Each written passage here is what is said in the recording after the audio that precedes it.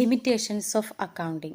First one, records only monetary transaction. That means accounting consider only monetary transaction. It does not taken into account the non-monetary items. Okay, accounting എങ്ങനെയുള്ളത് മാത്രമേ പരിഗണിക്കാറുള്ളൂ? പണത്തിൻ്റെ രൂപത്തിൽ അളക്കാൻ പറ്റുന്ന transaction, for example paid salary, paid wages, അങ്ങനെ പണത്തിൻ്റെ രൂപത്തിൽ അളക്കാൻ പറ്റുന്നത് മാത്രമേ റെക്കോർഡ് ചെയ്യാറുള്ളൂ. ഏത് റെക്കോർഡ് ചെയ്യാറില്ല? നോൺ ഫിനാൻഷ്യൽ ട്രാൻസാക്ഷൻസ് റെക്കോർഡ് ചെയ്യാറില്ല. അപ്പോൾ ഒരു ഓർഗനൈസേഷനെ സംബന്ധിച്ചിടത്തോളം ഒരുപാട് നോൺ ഫിനാൻഷ്യൽ ട്രാൻസാക്ഷൻസ് ഉണ്ടാവും. ഫോർ എക്സാമ്പിൾ എംപ്ലോയീസിൻ്റെ ഇൻഎഫിഷ്യൻസി, അല്ലെങ്കിൽ മാർക്കറ്റ് കണ്ടീഷൻ, ഗവൺമെൻറ് പോളിസീസ്, അങ്ങനെ ഒരുപാട് കാര്യങ്ങൾ നമ്മൾ പരിഗണിക്കേണ്ടതുണ്ട്. ഈ കാര്യങ്ങളൊന്നും അക്കൗണ്ടിങ് റെക്കോർഡ് ചെയ്യാറില്ല. രണ്ടാമത്, historical in nature. Accounting records only those transaction that had taken place. Okay, നേരത്തെ സംഭവിച്ച കാര്യങ്ങൾ മാത്രമാണ് ഫിനാൻഷ്യൽ അക്കൗണ്ടിങ് റെക്കോർഡ് ചെയ്യാറ്. അതായത് ഇതൊരു ഫ്യൂച്ചർ ഓറിയൻറ്റഡ് അല്ല, പാസ്റ്റ് പൊസിഷൻ മാത്രം കാണിക്കുന്ന ഒരു അക്കൗണ്ടിങ് സിസ്റ്റമാണിത്. അടുത്തത്, പ്രൈസ് ലെവൽ ചേഞ്ചസ്. നമുക്കറിയാം ഇന്നത്തെ ഏറ്റവും വലിയൊരു പ്രത്യേകത പ്രൈസിൽ ഒരുപാട് വേരിയേഷൻസ് വന്നുകൊണ്ടേയിരിക്കും അല്ലേ? ഇൻഫ്ലേഷൻ, ഡിഫ്ലേഷൻ എന്നൊക്കെ പറഞ്ഞിട്ട് ഒരുപാട് മാറ്റങ്ങൾ വരാറുണ്ട്.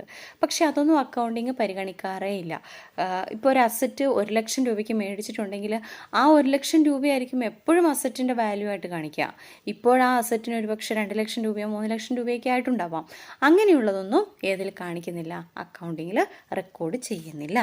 അപ്പോൾ ഇത് പ്രൈസ് ലെവൽ ചേഞ്ചസ് പരിഗണിക്കുന്നില്ല.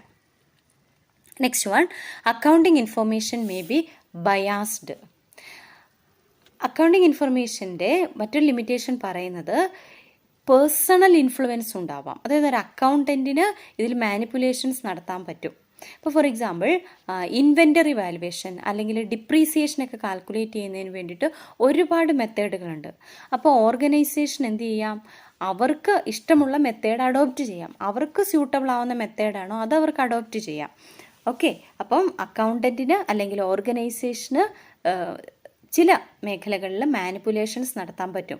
അപ്പോൾ നമുക്ക് സബ്ജക്റ്റീവാണ് അക്കൗണ്ടിങ് എന്ന് പറയാം, എന്തല്ല ഇത് ഒബ്ജക്റ്റീവ് അല്ല എന്ന് പറയാം. Then accounting information is based on estimates. നമ്മൾ ഫീച്ചേഴ്സിൽ പറഞ്ഞിരുന്നു അക്കൗണ്ടിങ് ഒരേ സമയം സയൻസിൻ്റെ ക്യാരക്ടറിസ്റ്റിക്സും ഉണ്ട്, ആർട്ടിൻ്റെ ക്യാരക്ടറിസ്റ്റിക്സും ഉണ്ടെന്ന് പറഞ്ഞിരുന്നു. അപ്പോൾ അക്കൗണ്ടിങ് ഒരു